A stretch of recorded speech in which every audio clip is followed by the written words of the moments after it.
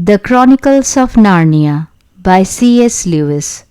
The Lion, the Witch and the Wardrobe. Chapter 6. Into the Forest. "I wish the Macready would hurry up and take all these people away," said Susan presently. "I'm getting horribly cramped." "And what a filthy smell of camphor," said Edmund. "I expect the pockets of these coats are full of it," said Susan, "to keep away the moths." "There's something sticking into my back," said Peter. "And isn't it cold?" said Susan.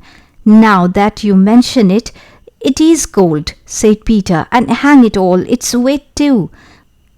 "What's the matter with this place? I'm sitting on something wet. It's getting wetter every minute." He struggled to his feet. "Let's get out," said Edmund. "They've gone." "Oh," said Susan suddenly, and everyone asked her what was the matter. "I'm sitting against a tree," said Susan, "and look, it's getting light. Over there." "By Jove, you're right," said Peter. "And look, there. And there. It's trees all round, and this wet stuff is snow. Why, I do believe we have got into Lucy's wood after all." And now there was no mistaking it, and all four children stood blinking in the daylight of a winter day. Behind them were coats hanging on pegs. In front of them were snow-covered trees. Peter turned at once to Lucy. "I apologize for not believing you," he said. "I am sorry. Will you shake hands?" "Of course," said Lucy, and did. "And now," said Susan, "what do we do next?"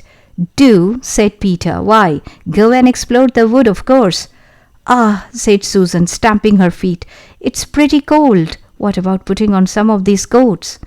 "They are not ours," said Peter doubtfully. "I'm sure nobody would mind," said Susan. "It isn't as if we wanted to take them out of the house. We shan't take them even out of the wardrobe." "I never thought of that, Sue," said Peter. "Of course, now you put it that way, I see. No one could see you had bagged a coat as long as you leave it in the wardrobe where you found it. And I suppose this whole country is in the wardrobe." They immediately carried out Susan's very sensible plan. The coats were rather too big for them, so that they came down to their heels and looked more like royal robes than coats when they had put them on.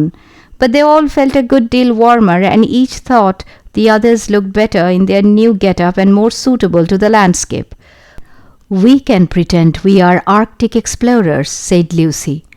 "This is going to be exciting enough without pretending," said Peter as he began leading the way forward into the forest. There were heavy, darkish clouds overhead, and it looked as if there might be more snow before night. "I say," began Edmund presently, "oughtn't we to be bearing a bit more to the left, that is, if we are aiming for the lamp-post?" He had forgotten for the moment that he must pretend never to have been in the wood before. The moment the words were out of his mouth, he realized that he had given himself away. Everyone stopped. Everyone stared at him. Peter whistled. "So you really were here," he said. "That time Lou said she'd meet you in here, and you made out she was telling lies." There was a dead silence. "Well, of all the poisonous little beasts," said Peter, and shrugged his shoulders and said no more. There seemed indeed no more to say, and presently the four resumed their journey. But Edmund was saying to himself, "I'll pay you all out for this, you pack of stuck-up, self-satisfied prigs." "Where are we going anyway?" said Susan, chiefly for the sake of changing the subject. "I think Lou ought to be the leader," said Peter. "Goodness knows she deserves it. Where will you take us, Lou?" "What about going to see Mr. Tumnus?" said Lucy. "He's the nice faun I told you about." Everyone agreed to this, and off they went, walking briskly and stamping their feet.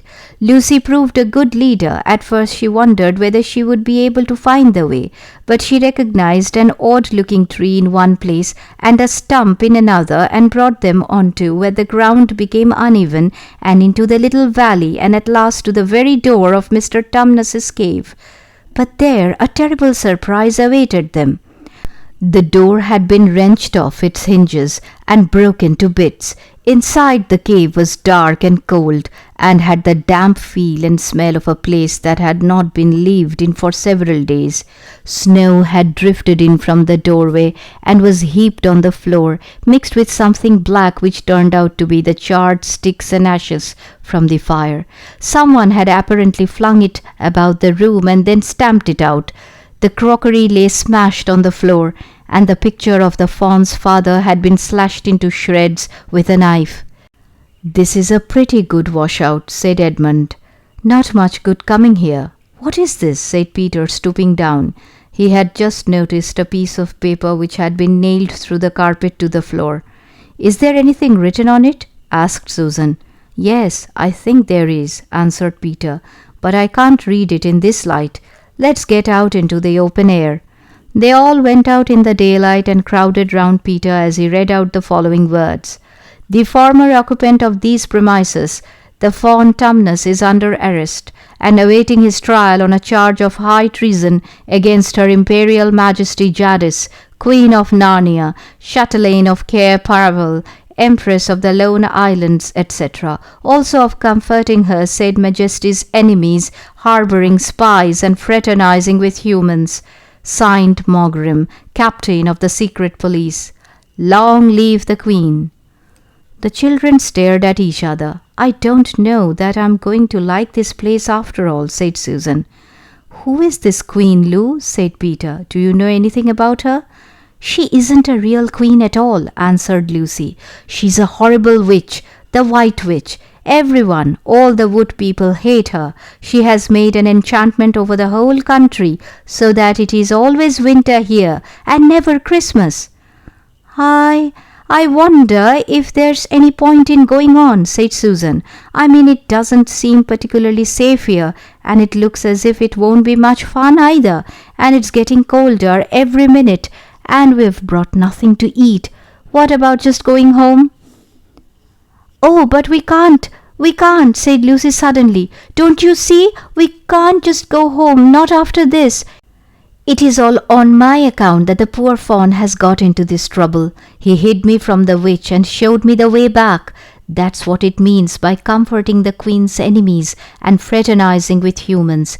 We simply must try to rescue him." "A lot we could do," said Edmund, "when we haven't even got anything to eat." "Shut up, you," said Peter, who was still very angry with Edmund. "What do you think, Susan?"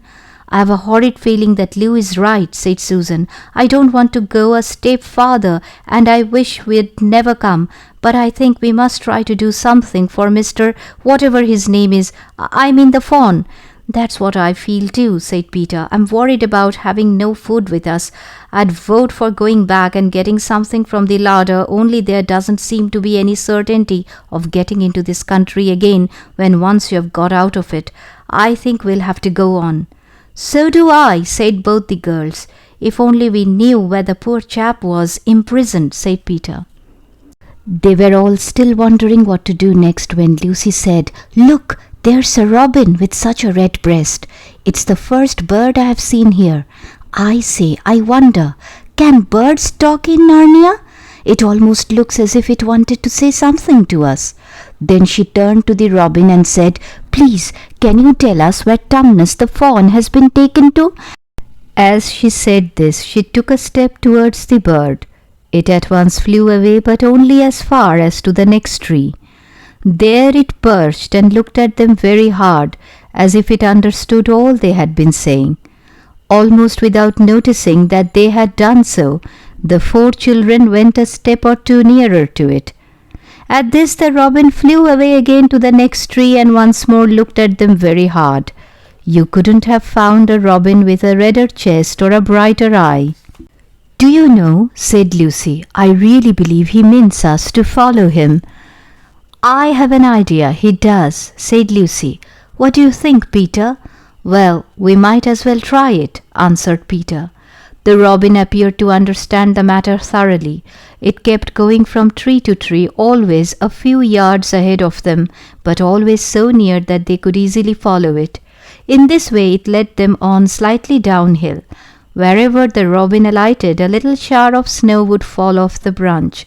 Presently the clouds parted overhead, and the winter sun came out, and the snow all around them grew dazzlingly bright. They had been travelling in this way for about half an hour, with the two girls in front, when Edmund said to Peter, "If you are not still too high and mighty to talk to me, I've something to say which you'd better listen to." "What is it?" asked Peter. "Hush, not so loud," said Edmund. "There's no good frightening the girls. But have you realized what we are doing?" "What?" said Peter, lowering his voice to a whisper. "We are following a guide we know nothing about. How do we know which side that bird is on? Why shouldn't it be leading us into a trap?" "That's a nasty idea. Still, a robin, you know.